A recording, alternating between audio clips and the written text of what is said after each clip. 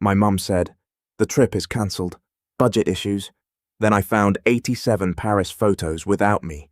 A week later, she asked me for $5,000, so I replied, "Split it 8 ways." I found out my entire family went to Paris without me through a Facebook album. Not a call, not a text, not even a guilty, "Wish you were here" postcard. Just 87 photos of my mum, my 2 sisters, their husbands, their kids, and even my Aunt Carol, who I'm pretty sure doesn't own a passport, but apparently found one for this trip, all smiling in front of the Eiffel Tower like a stock photo for world's happiest family vacation. And me. I was home in my apartment eating leftover pizza, believing the lie my mum told me 3 weeks earlier. Let me rewind. 3 weeks before the Facebook album that destroyed my entire perception of my family, Mom called. "Honey, I have bad news. I was at my desk halfway through debugging code that made me want to throw my laptop out the window." "What's wrong?" "The anniversary trip. We have to cancel it. My parents' 40th wedding anniversary. We'd been planning it for months. A week in Vermont. Cabin by the lake. The whole family together. I'd requested time off work, bought hiking boots, even practiced making s'mores without burning the marshmallow because Mom's weirdly particular about marshmallow texture. Cancel? Why? Budget issues. She sighed. And it sounded so genuine that I actually felt bad for her. "Your father's truck needs a new transmission. $1,500. We just can't swing both right now." "Mum, I can help. Let me cover part." "No, sweetheart. You've done enough. You just got that promotion. Save your money. We'll do something smaller. Maybe a nice dinner instead." "Are you sure?" "Positive.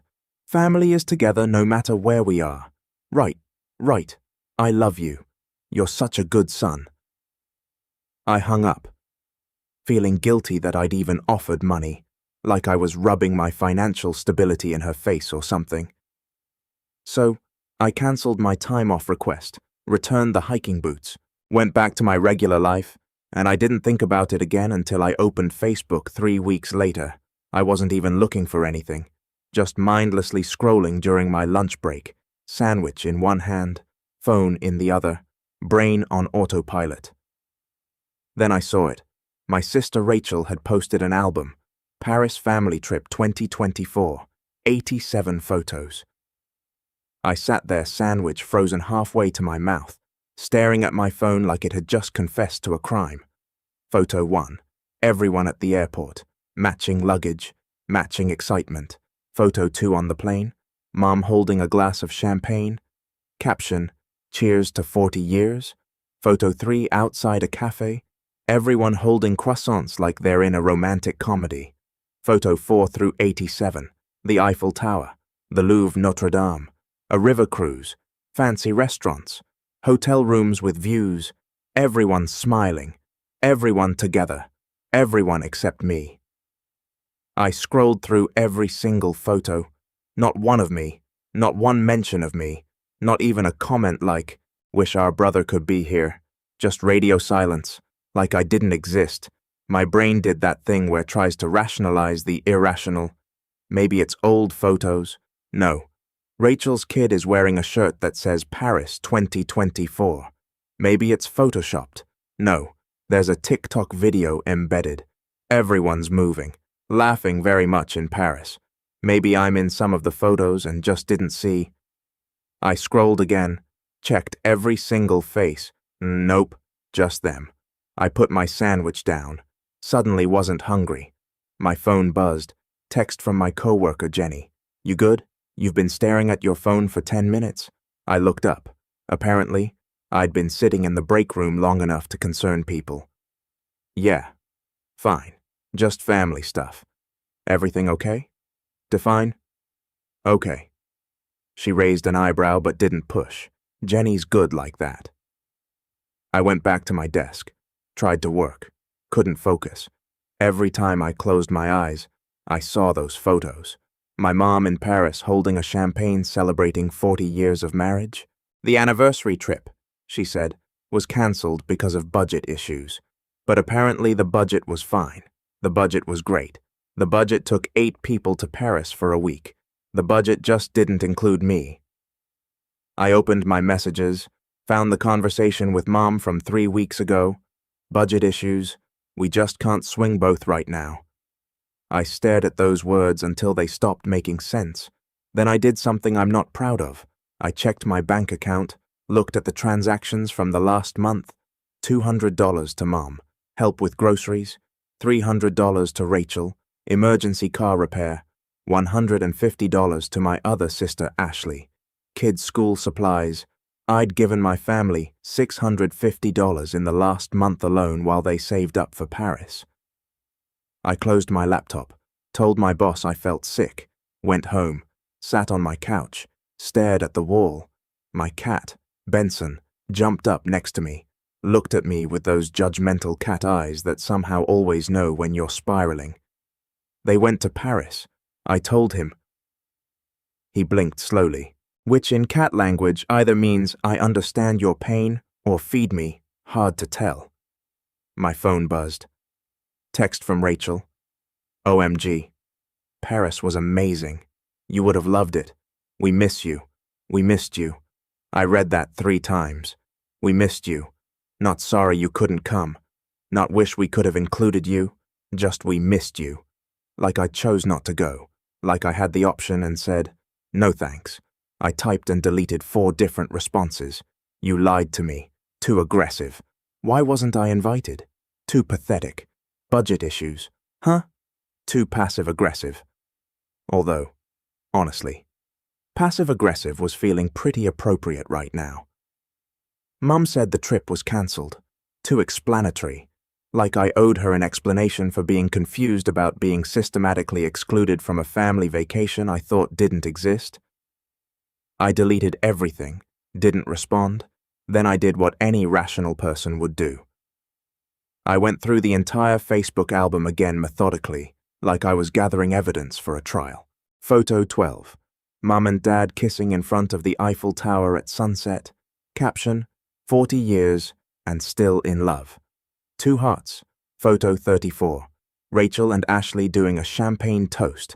Caption, sisters before misters. Best trip ever. Photo 56. All the grandkids eating gelato. Caption, making memories with the cousins.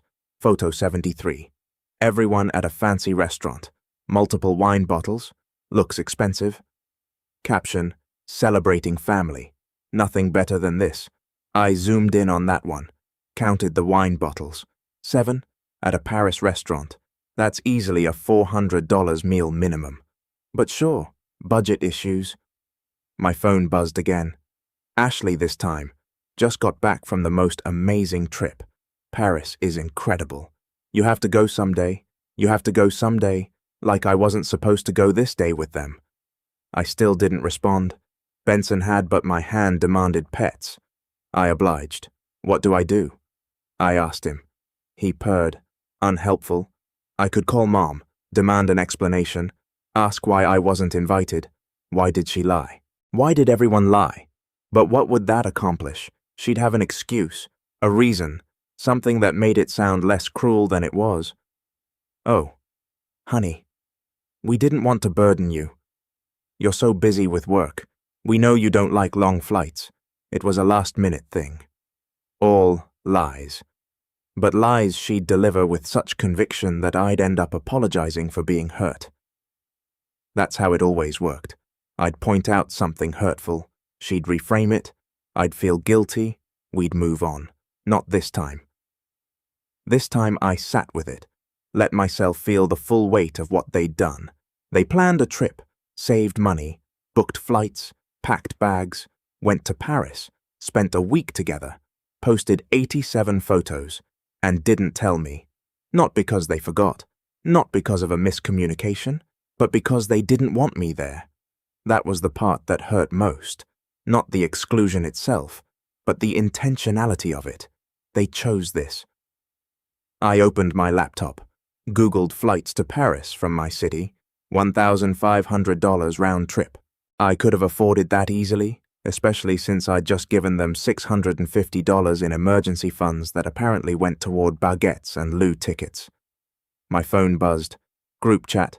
This time, the family group chat I'd been muted in because the notifications were constant and mostly just photos of Rachel's kids doing normal kid things. I unmuted it, scrolled up. 3 weeks of messages, planning, excitement, packing lists, can't wait. Messages all happening while Mum told me the trip was cancelled. I read every message, saw my sisters coordinating outfits for photos, saw my mom asking about restaurant reservations, saw my dad making jokes about French people and berets. Not one person said, "Should we tell him?" Not one person said, "Maybe we should invite him." Just planning, excitement, and then photos, 87 of them. I scrolled to the bottom. Most recent message from an hour ago. Rachel already missing Paris. Best family trip ever. Red heart. Ashley, we need to do this every year. Mom, so blessed to have this family. Love you all. I stared at that message for a long time. Love you all, which apparently meant everyone but me. I closed the group chat, put my phone face down, sat in silence. Benson curled up in my lap, started purring, the only family member who consistently showed up for me, and he was a cat who knocked things off counters for fun. That night, I didn't sleep, just laid in bed, staring at the ceiling, replaying every conversation from the last month.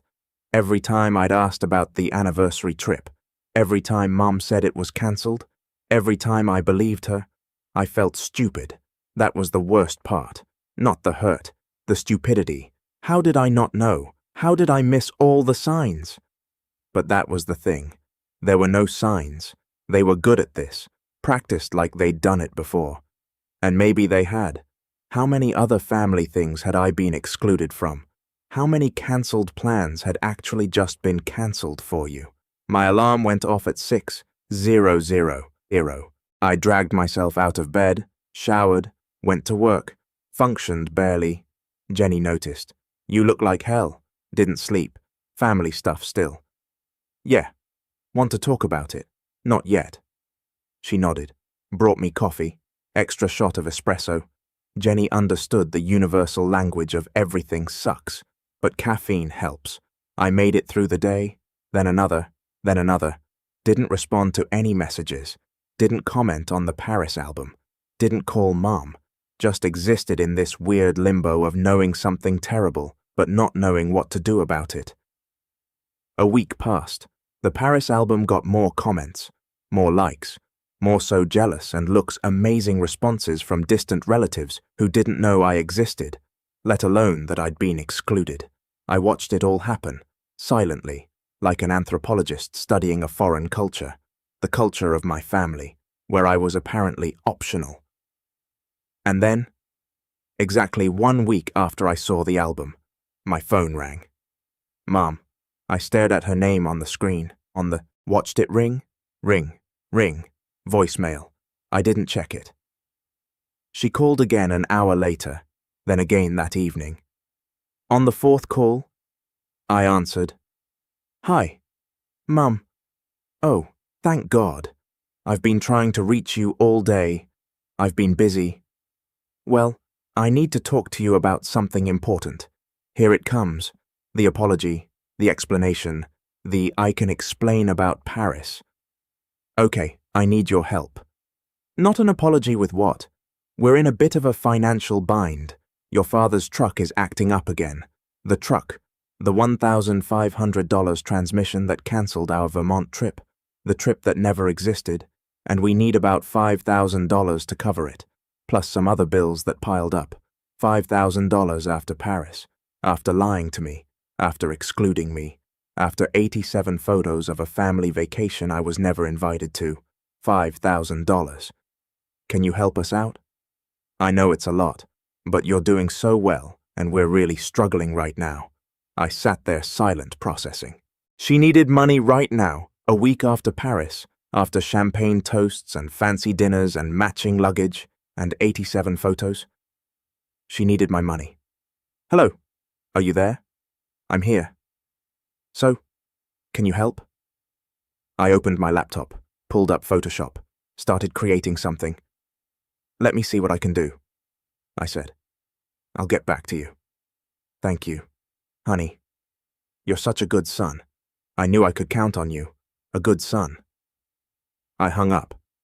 Benson jumped on my desk. Watch me work. We're about to do something. I told him. He meowed, which I chose to interpret as approval. I finished the image, a screenshot of a banking app. Transaction failed. Insufficient funds. Fake, completely fake, but it looked real enough. I saved it, stared at it. Then I opened the family group chat, the one I'd been silently watching for a week, and I started typing. This was going to be good. I stared at the fake screenshot before sending it. Transaction failed. Insufficient funds. Perfect. Clean. Exactly like my banking app when a transfer fails. My finger hovered over send. Part of me felt guilty, the part trained for 29 years to put their needs first. But then I remembered 87 photos. I hit send. Sorry, Mom. Accounts showing insufficient funds. Attach screenshot. Looks like I've been spending more than I thought. 3 dots appeared immediately. Mom? Oh no. Can you check with your bank? Maybe it's an error. Me? I'll look into it. Might take a few days. Mom, we really need this soon. The truck situation is urgent. Urgent. Everything was always urgent when they needed money. Me, I understand. Let me see what I can figure out. I put my phone down, opened my laptop, started doing math. Paris trip, 8 people. Conservative estimates. Flights 1,500 per person times 8, 12,000. Hotel week in Paris, 2 rooms, 3,000. Food and activities, rough estimate 4,000. Total around $19,000 for a trip they said was cancelled due to budget issues. I pulled up the Facebook album again, counted people carefully. Mum, Dad, Rachel, Ashley, both their husbands, and Carol, Uncle Greg. 8 people went to Paris. 8 people who could afford it. Mom wanted $5,000 from me. 5,000 divided by 8 people, $625 each. I opened a notes app, started typing. This needed to be perfect. Not angry, just mathematical. After 20 minutes, I had it. Hi everyone. Mum reached out about needing $5,000 for an emergency. Unfortunately, I'm unable to help right now. Screenshot attached. However, I did some math. I noticed 8 people just returned from Paris. Beautiful photos. By the way, Mum needs $5,000. $5,000 divided by 8 people who went to Paris equals $625 each. Or we can split by couples. $5,000 divided by 4 couples equals $1,250 per couple. Seems fair, right? Everyone who could afford the Paris anniversary trip should be able to split this emergency. Let me know how you'd like to handle Venmo. I'll forward Mum's request below. Hope this helps. I read it 3 times. Polite, helpful, mathematical, and absolutely devastating. I copied Mum's original message, pasted it below, attached the fake screenshot. My finger hovered over send. This was it. Everything would change. I hit send, then immediately typed, I'm going to step back from the family chat for a while.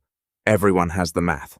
And before anyone could respond, I left the group. The chat disappeared. My phone was silent for 45 seconds. Then it exploded. Text from Rachel. What the hell? Ashley, are you serious right now? Mum, please call me right now. Rachel, again. You just humiliated the entire family. Dad, your mother is crying. I watched them pile up. Didn't open any. Phone started ringing. Mum declined. Rachel declined. Ashley declined. I turned on Do Not Disturb, made a sandwich, turned on Netflix. My phone kept lighting up on the coffee table. Notification after notification. After an hour, they slowed down, then stopped. I picked it up. 53 unread texts. 7 missed calls. I didn't open any of them. Then a different notification. Venmo. Ashley had sent me $5. Memo. Budget issues. Face with tears of joy. I stared at it. She was mocking me. $5 like this was funny. Another Venmo. Rachel's husband Tom. $5. Memo for the Paris Fund. LOL. Another. And Carol. $5. Memo. Family helps family red heart face with rolling eyes. 3 people. $15 total out of 5,000 with mocking memos. They thought this was a joke. I screenshot each payment. Save them. Then I accepted all 3 and sent requests back to Ashley. Request for $625. Memo. Your share of Mum's $5,000 emergency. Math and previous message. Thanks to Tom. $625. Same memo. To Aunt Carol. $625. Same memo. Then to everyone else on the Paris trip. Rachel, Mike, Uncle Greg, Mum, Dad. $625 each. 8 requests. $5,000 total. My phone erupted again. Ashley, are you insane? Tom, this is harassment. Rachel, I'm blocking you. Mum, please stop this. You're hurting everyone. I silenced the notifications. Made another sandwich. I'd spent 29 years being the reliable one. The wallet. Not anymore. Now. I was just a guy with a calculator, a fake screenshot, and zero tolerance for people who excluded him from Paris, but expected him to fund their emergencies. And honestly, it felt pretty good. I woke up the next morning to 127 notifications. Texts, calls, voicemails, even an email from Mom was subject line. Please read. I deleted it without opening. Made coffee. My phone kept buzzing like an angry hornet. Around noon, my doorbell rang. I checked the peephole. Rachel, standing there in expensive athleisure, holding her phone like a weapon. I didn't open the door. She knocked. I know you're home. Your car is here. Silence from me. This is ridiculous. Open the door. More silence. Fine. I'll just say it through the door. You embarrassed the entire family. Mom is devastated. Those Venmo requests. You actually think we're going to pay you? I walked to my bedroom, put on headphones. She knocked for 5 more minutes, then left. My phone buzzed. Text from unknown number. It's Ashley. Had to text from a friend's phone. What you did was cruel. I typed back. What's cruel is lying about a cancelled trip. What I did was math. 3 dots. We didn't lie. We just didn't tell you. That's literally lying. It was Mum's decision. She didn't think you'd want to come. She didn't ask because you're always busy with work. I requested time off for Vermont. The trip you cancelled? Long pause. Then that was different. How? Paris was expensive. We didn't want you to feel obligated. I stared at that. They were protecting me by lying, by excluding me, by posting 87 photos. Don't contact me again. I blocked that number. 2. Over the next few days, they tried everything. Aunt Carol at my door with cookies. I didn't answer. Uncle Greg sent an email about family unity. Deleted. Mom left voicemails. First apologetic, then angry, then crying. You're tearing this family apart. I saved them all. Evidence. On day 5, something unexpected happened. Venmo notification. Not a request. A payment. Uncle Greg sent me $625. Memo for the truck. You were right. I stared at it. Another payment. And Carol, $625. Memo. I'm sorry about Paris. My phone rang. Unknown number. It's Uncle Greg. Don't hang up. I'm listening. I paid my share. Carol paid hers. He sighed. I didn't realize you weren't invited until I saw your message. Your mom said you were too busy with work. She lied. Yeah. I'm seeing that now. Pause. What they did was wrong. I wanted you to know that some of us get it. Thanks. Take care of yourself. Kid. He hung up.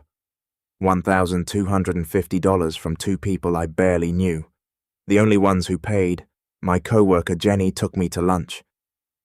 So, Uncle Greg and Aunt Carol paid. Yep. What about your mum? The one who needs the money? 17 voicemails. No payment? Jenny laughed. The math ruins her narrative. Exactly. What do you actually want from this? Like end goal? I thought about it. I just want them to leave me alone. Families like yours don't let go. Then I'll keep blocking numbers. She nodded. Just don't let this consume you. Don't let them live rent-free in your head. They've been there rent-free for 29 years. I'm evicting them. On day 9, Mom created a new Facebook account to message me.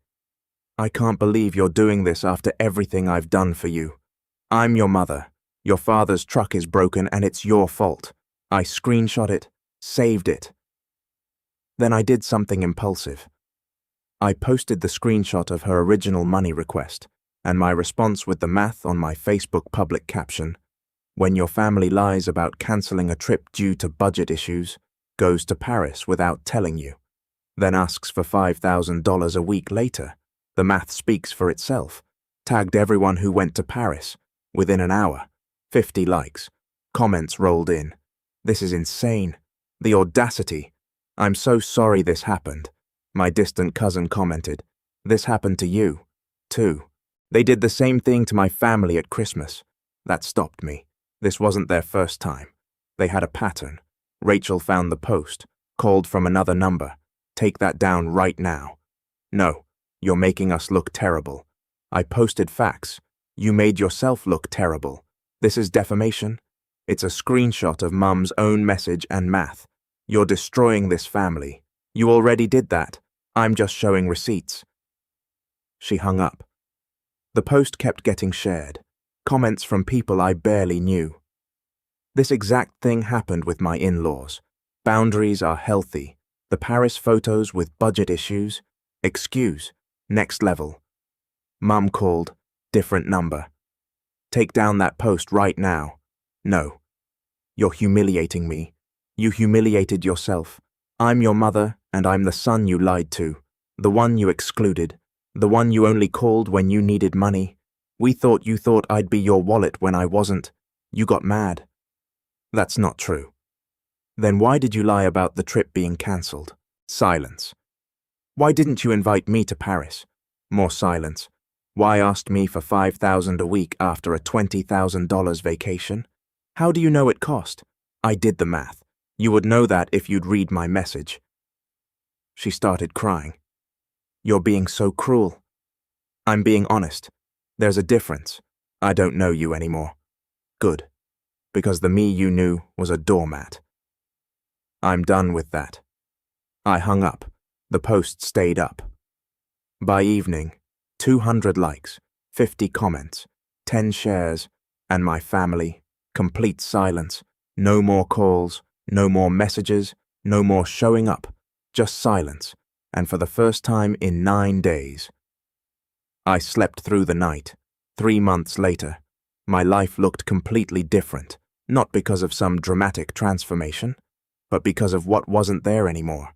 No constant texts asking for money. No guilt trips about missing events I was never invited to. No voicemails cycling through anger and tears. Just silence and space and room to breathe. I'd kept the $1,250 from Uncle Greg and Aunt Carol. Put it in savings? Some part of me wanted to keep it separate. Evidence that not everyone in my family was completely broken.